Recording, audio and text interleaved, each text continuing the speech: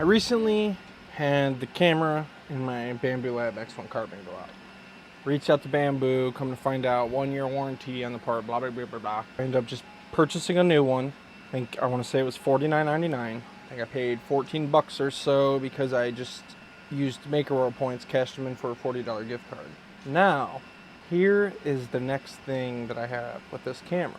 So the one I currently have in my printer, I had all this cut off because I have a custom wiring coming through here for an LED that I have on my front glass, shining in to make the chamber a little brighter.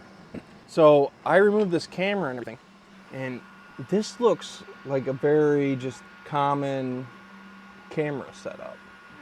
So here's my question to anybody that might have a little experience with any of these little cameras for 3D printers or whatever.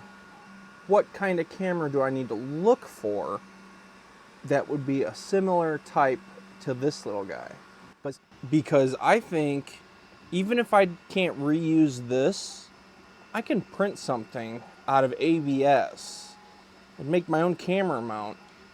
Even if it doesn't hook to the X1-Carbon anymore, and I have to run it outside to a separate USB hub to get it to work, I'll do it.